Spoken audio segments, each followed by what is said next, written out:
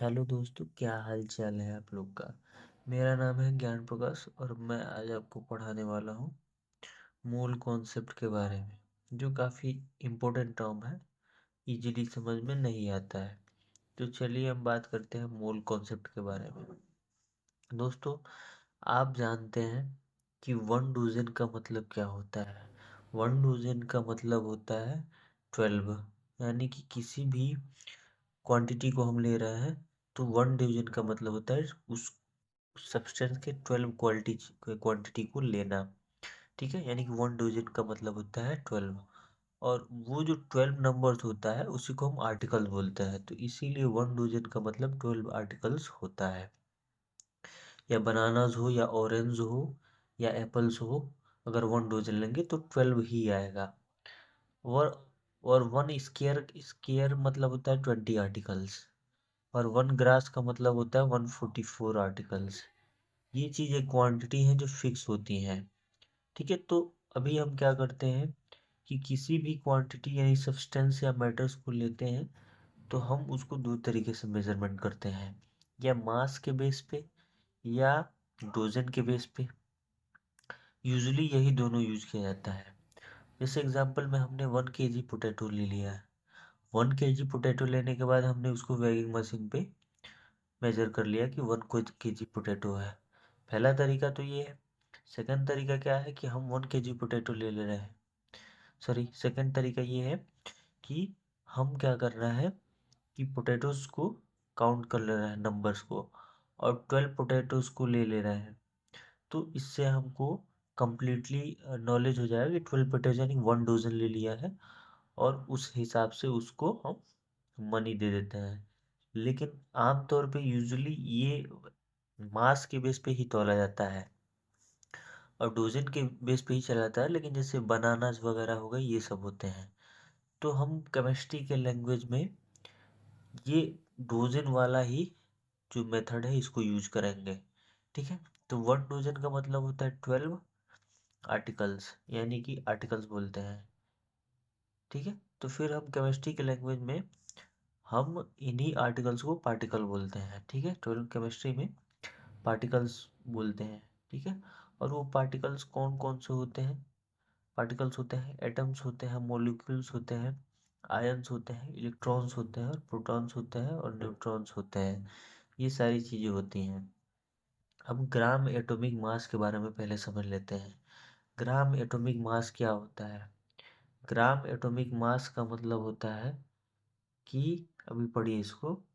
अब आप जानते हैं atomic mass of hydrogen atoms 1 U होता है, यानी कि हाइड्रोजन की एक एटम्स का मास होता है 1 U। लेकिन इसी 1 U को हटा के 1 G लगा दें तो ये ग्राम एटॉमिक मास हो जाता है। ठीक है, तो अब आप जानते हैं 1 gram of hydrogen. Hydrogen hydrogen जो होता है 1 ग्राम, हाइड्रोजन का 1 ग्राम किसके इक्वल होता है। तो हाइड्रोजन का 1 ग्राम होता है 6.022 into 10⁻23 mass of hydrogen atoms. यानी कि हाइड्रोजन के 6.022 इंटू 10⁻23 एटम का मास होता है 1 ग्राम। समझ रहे हैं, यानी कि 6.022 इंटू 10⁻23 एटम्स का हाइड्रोजन एटम का मास होता है 1 ग्राम। अभी आपने डिफरेंस देखा, यानी ग्राम एटॉमिक मास 1 एटम का मास होता है, लेकिन लेकिन हाइड्रोजन का 1 ग्राम किसके बराबर होता है, 6.022 इंटू 10⁻23 एटम्स के मास के बराबर होता है हाइड्रोजन का 1 ग्राम। ठीक है, समझ में आ गया ये। अब देखिए 6.022 इंटू 10⁻23 1 मोल के इक्वल होता है, यानी कि ये जो होता है ये 1 मोल कहलाता है ऑफ हाइड्रोजन एटम्स। ठीक है, यानी कि 1 मोल के अंदर कितने एटम्स आते हैं, 1 मोल ऑफ हाइड्रोजन। ठीक है, यानी कि हाइड्रोजन के 1 मोल के अंदर कितना आता है, 6.022 इंटू 10⁻³ एटम्स। ठीक है, तो यानी कि अभी हम बोलेंगे कि 1 मोल ऑफ हाइड्रोजन, यानी हाइड्रोजन का 1 मोल कितने एटम्स के बराबर हो जाएगा, 6.022 इंटू 10⁻23 एटम्स, जो हमने अभी यहाँ पढ़ा था। ठीक है, और इनका जो मास होता है वो 1 ग्राम के बराबर होता है, ये हमने यहाँ पढ़ लिया था। ठीक है, ये हमने यहाँ पढ़ लिया था। तो अब हम बोल सकते हैं मोल का मेजरमेंट जो करा जाता है तो उसको हम बोल देते हैं मोलर मास। तो हम बोल सकते हैं मोलर मास ऑफ हाइड्रोजन 1 ग्राम बोल सकते हैं। यानी कि ये लिखिए चाहे ये लिखिए एक ही बात है। तो हम लिख सकते हैं कि मोलर मास ऑफ हाइड्रोजन 1 ग्राम। ठीक है, मोलर मास ऑफ हाइड्रोजन 1 ग्राम। तो अभी क्या हो जाएगा, तो ये क्या है भाई, ये हमने पढ़ा था जहाँ 1 g लिख दिया, यहाँ ये g का मतलब होता है ग्राम एटॉमिक मास होता है, जो हमने ऊपर पढ़ लिया है।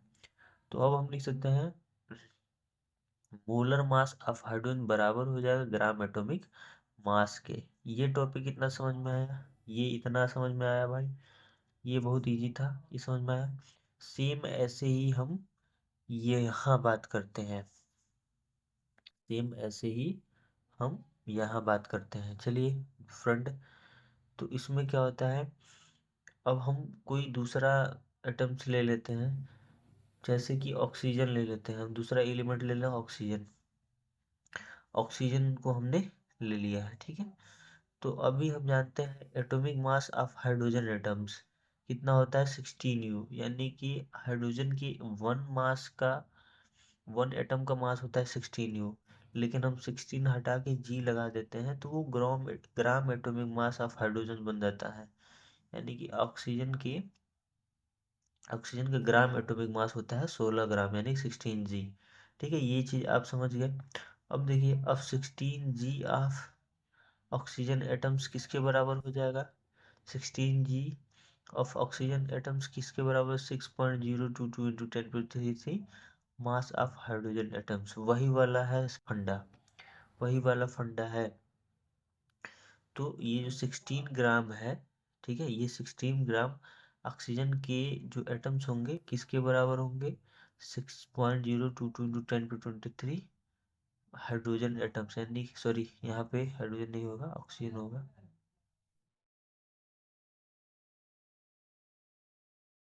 यानी इसका मतलब ये हुआ 16 ग्राम का मतलब क्या हो गया कि 16 ग्राम ऑफ ऑक्सीजन का मतलब कोई एटम्स नहीं है भाई। 16 ग्राम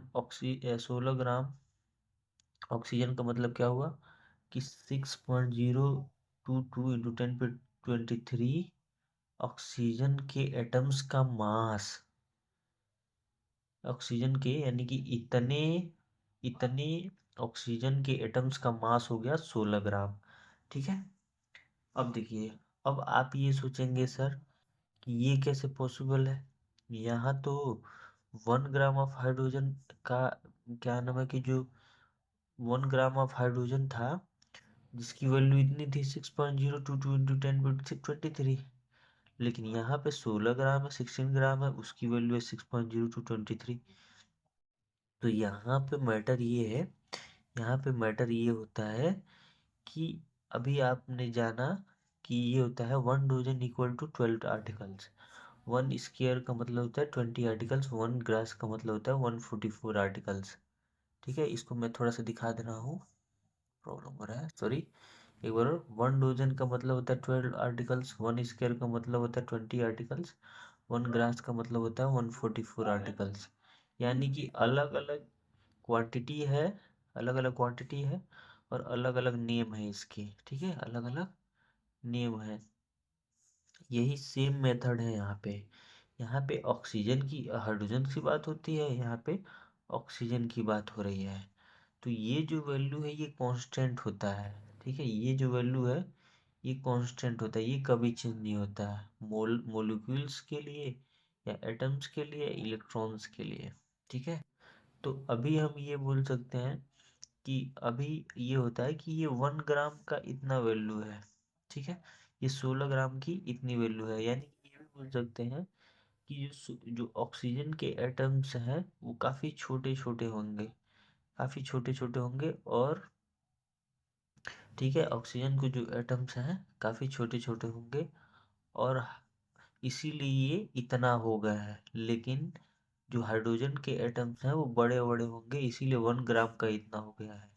और ऑक्सीजन के जो एटम्स होंगे वो छोटे छोटे होंगे, इसीलिए 16 ग्राम का इसके इक्वल हुआ है। ठीक है, हेलो, खास मुझे लग रहा है कि आप समझ गए होंगे इस चीज़ को। ठीक है, अब देखिए, ये हो गया। तो अब आप ये कहते हो ये 1 मोल ऑफ हाइड्रोजन इसके बराबर हो जाएगा 6.02 टू 10^23 एटम्स के, ये एटम्स के बराबर हो जाएगा, जो 16 ग्राम के बराबर होगा। ये सेम ऊपर वाला ही है भाई, ये सेम ऊपर वाला ही है। ठीक है, तो ये 16 ग्राम हो जाएगा। ठीक है, तो हम बोल सकते हैं कि मोलर मास ऑफ ऑक्सीजन 16 ग्राम। ठीक है, यानी कि molar of oxygen gram atomic mass के बराबर होगा। ये चीज हमने पढ़ लिया। ठीक है, ये चीज हमने इजीली पढ़ लिया।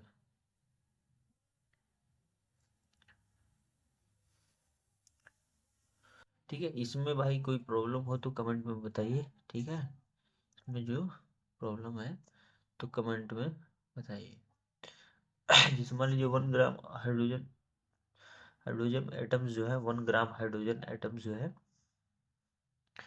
कि जैसे एग्जांपल मान लीजिए कि, जैसे एग्जांपल मान लीजिए कि एक 5 ग्राम का है। ठीक है, जैसे 5 ग्राम का एक ही एटम्स है, लेकिन इसमें जो है एक एक ग्राम के 5 एटम्स है।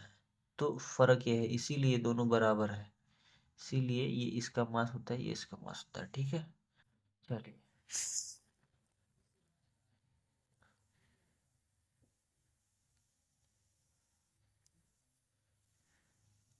ठीक है, अभी हम पढ़ रहे हैं ग्राम मोलिकुलर मास को पढ़ लेते हैं। ठीक है, मोलिक्यूल मास को सेम वही है। तो mass of molecule of H2 कितना होता है, 18 U होता है। ठीक है, mass of molecule of H2 18 U होता है। ठीक है, तो इस सिचुएशन में ग्राम मास ऑफ मोलिक्यूल्स कितना हो जाएगा, 18 ग्राम, यानी कि जी को चेंज कर देंगे, सेम वही प्रोसेस है। तो 18 ग्राम ऑफ H2O मोलिक्यूल्स किसके बराबर हो जाएगा, 6.022 into 10^23 mass of H2O molecules. ठीक है, यानी कि 18 ग्राम्स मोलिक्यूल्स, 18 ग्राम्स H2O का जो मोलिक्यूल्स होगा, सॉरी 18 ग्राम्स H2O का 18 ग्राम्स कितने के बराबर हो जाएगा, 6.022 इंटू 10^23 H2O के मोलिक्यूल के मास के बराबर होगा। ठीक है, H2O के इतने सारे मोलिक्यूल के मास के बराबर होगा 18 ग्राम, H2O का 18 ग्राम। ठीक है, H2O का 18 ग्राम किसके बराबर होगा, H2O का 18 ग्राम किसके बराबर होगा, H2O के इतने सारे मोलिक्यूल के मास के बराबर होगा। ठीक है, जिसको हम बोलते हैं, आपको पता है 1 मोल बोलते हैं। ठीक है, तो ये 1 मोल ऑफ हाइड्रोजन मोलिक्यूल्स किसके बराबर हो जाएंगे, 6.022 इंटू 10^23 मोलिक्यूल, जो कि 18 ग्राम के बराबर होंगे। तो मोलिक्यूल मास ऑफ H2O बराबर में 18 ग्राम हो जाएगा, जिसको हम बोल सकते हैं मोलिक्यूल मास ऑफ H2O बराबर में ग्राम मोलिक्यूलर मास। ठीक है, ये चीज समझ गए, धन्यवाद।